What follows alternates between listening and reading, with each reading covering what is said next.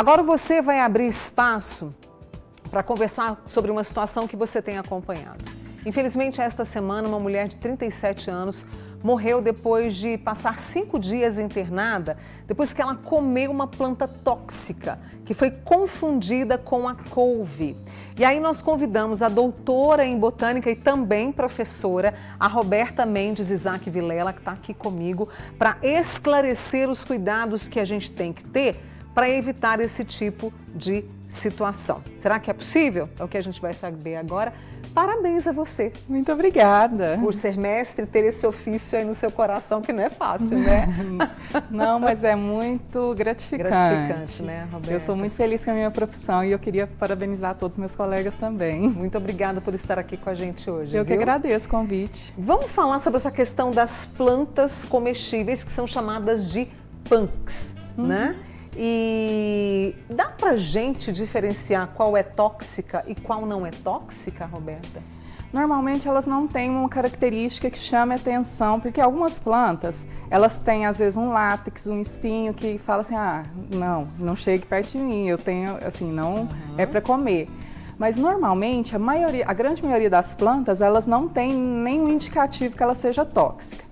Então, nós temos uma grande biodiversidade no Brasil, em torno de 300 mil espécies de angiosperma. Dessas, acredita que a gente poderia comer pelo menos 10%. Então, pelo menos 30 mil dessas espécies a gente poderia se alimentar dela. Hoje, nossa alimentação está baseada no máximo em 100 alimentos. Então, a gente tem um potencial aí alimentício muito grande dessas plantas. Tem que ser mais estudadas, né? Faltam estudos aí para identificação, né? Isso aconteceu, porque muitas pessoas às vezes pegam as plantas ali no quintal, né? Acham que por parecer comestível, né? Pode comer. Porque o pessoal às vezes tem muito isso, né? Vou tomar um tanto de chá, acho que planta não faz mal. Faz, mas né? a diferença entre a cura e a morte está na dosagem, né? Até dosagem. Mesmo para plantas. Então, assim, a gente tem que tomar um cuidado. Então, essa questão de parecer ser tóxica, geralmente a gente não vê isso. Então, algumas plantas têm toxicidade com características diferentes. Tem plantas como a taioba que ela tem oxalato de cálcio, então não é uma característica que você consegue ver, mas você consegue inativar e tirar boa parte com branqueamento, com cozimento, né? Tem plantas como a urtiga, que é uma planta comestível, muito nutritiva, que tem um tricoma que ele também consegue ali abaixar seus tricomas, você consegue consumir. Então a gente tem a taioba, Tem, né? a taioba ali, ó, que ela tem muitos benefícios, né? Ela é muito nutritiva. Uma planta exatamente muito nutritiva. Então, eu estou vendo ali o formato da taioba, como ela é, a característica dela. E aquelas outras 4 plantas que são semelhantes. Sim, a taioba, ela é uma planta que ela tem 2 lóbulos e o pecíolo ele se encerra bem na ponta dele, porque geralmente as plantas da mesma família elas vão ter diferenças na morfologia, por isso que é importante o estudo morfológico. Nessa margem ela vai ter uma linha que segue, que as outras não têm. Esse pecíolo ele tem uma pruinha. O que é isso que você falou? É o caule? Essa margem aqui, ó. Como que se chama? Pecíolo, pecíolo. que ele conecta no caule, a folha no caule. Entendi. E aí ele tem uma pruína, que é uma cerinha que cobre branquinha. Já vi. Então, na taioba comestível, que é a Xanthosoma taioba, ou Xanthosoma sagittifolium, ela tem essa pruína. E a questão da coloração, um verde intenso, né? As nervuras bem aparentes, ela é diferente da taioba brava, que tem muito oxalato de cálcio, apesar de no livro de Pan que ela tá como comestível, ela tem muito oxalato de cálcio. Então, para quem não tem, às vezes a pessoa não tem muita sensibilidade, é bom evitar, né? Então, ela teria que fazer um bom cozimento. Eu não comeria. A alocásia, a folha já é mais voltada para cima, ela tem diferenças ali na morfologia do pecíolo, não tem aquela linha ao redor. Tem o inhame ali, a folha do inhame? A folha do inhame, ela é tóxica. Então, às vezes, uma planta ela tem uma parte comestível e tem uma parte tóxica. Não é. No inhame, inclusive, eu tenho uma amiga que já intoxicou com a folha de inhame. A pessoa pensou que fosse taioba, levou, fez como taioba e ela passou mal e teve um problema sério digestivo. Então, assim, a gente tem que tomar cuidado, né? As flores comestíveis que a gente tem, por exemplo, a capuchinha, que é uma delícia, que a gente encontra, né, no supermercado.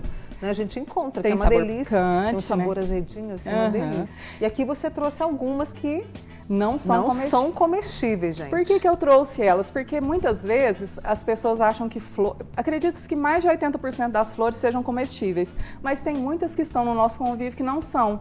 E eu acho bom alertar, porque esses dias eu vi um bolo na internet com flor da rosa do deserto. Aí eu falei na hora, nossa, não usa essa flor de rosa do deserto no bolo não, porque se tá ali no bolo, a pessoa vai achar que é comestível. Que é pra comer, né? Até uma amiga minha me ligou e falou assim, ai, Beto, eu tô com um monte de flor aqui no meu quintal. Me mostrou 4. Das 4, as 3 era tóxica. Ela falou, não, eu vou comer, vou pôr no prato. Aí eu falei, não faça isso. E a única que tinha que não era tóxica, não tinha estudo sobre ela. Eu falei, não, então tem que tomar cuidado, né? E aí a gente tem a couve, que inclusive você trouxe a folha da couve, não é? É a couve ali, não é? A couve é a falsa couve.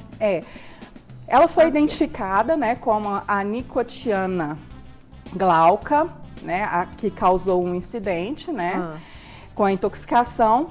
E, assim, essa questão de identificação é muito séria. Inclusive, pela folha, geralmente é muito difícil você identificar. Geralmente, pela flor, é um pouco mais fácil. Geralmente, nós que trabalhamos com morfologia, aí, a gente pega outras características, como flor, fruto, né? Porque a folha é difícil, mas, assim, ali a gente já consegue ver algumas características diferentes. A nicotiana, ela tá naquele tamanho, mas geralmente ela pode chegar no tamanho arbustivo, ela vai ficar bem maior. Que é a falsa couve? A falsa couve, ela pode ficar bem maior, tanto que eles chamam ela de tabaco arbóreo, falsa couve, ou charuteira, ou fumo bravo, né? Mas ela pode chegar a um porte muito maior do que a couve normal, né? Que é herbácea. Ela tem essa haste, que é esse caule menorzinho, que vai ramificando. E ela tem diferenças, aí a folha é bem maior, né? A folha da couve. É bem maior, né? Mais arredondada, que pode ser orbicular, oblonga, uma folha maior, mais gordinha, né? Que o pessoal fala, com nervuras bem aparentes, a margem nessa é ondulada, né? Mas só que assim, o que eu fico pensando é porque assim, a gente tem diversas variedades de couve. Muito. Então, eu até fui no viveiro na segunda-feira e a couve-manteiga, ela tem, quando ela tá nova, ela até lembra a folha, porque ela tem até uma pruínazinha, uma serosidadezinha ali em cima, uma cor mais assim, acinzentada. A folha, até o formato até lembra, mas a folha adulta eu acho que não dá, assim, muito para confundir, né? Você está trazendo aqui uma aula pra gente a respeito de morfologia, das características de cada planta, né? Por que ela não pode ser consumida. O que eu devo fazer no meu dia a dia? Eu tenho um quintal lá em casa, planto, porque tem como comprar a semente daquela planta, da couve, da folha, que é o alface, tem como me proteger? Tem. Se eu quero algo mais orgânico, eu tenho que procurar os caminhos certos. Certo. Eu tinha, inclusive, na minha casa, pelo menos 20 plantas alimentícias não convencionais, num espaço pequeno, em vaso, lá nos cantinhos, fazia.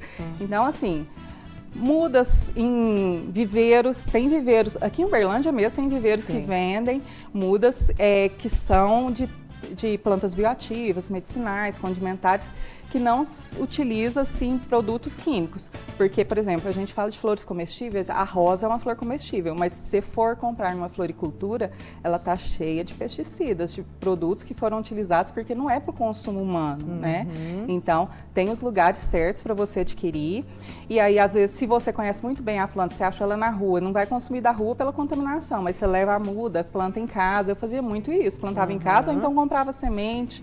Às vezes eu pedia para trazer, eu mandava trazer lá de São Paulo, que eu conheço muito um viveiro que é muito grande, que cultiva muitas punk, muitas flores comestíveis, eles me mandavam essas plantas, né? Então, tem que saber a procedência e saber se eu estou comprando no supermercado, se eu estou comprando no sacolão, ali vai ter tudo certinho. Certinho, né? Tem a procedência. E um amigo hoje me contou, gente, que o pessoal no restaurante está evitando a couve.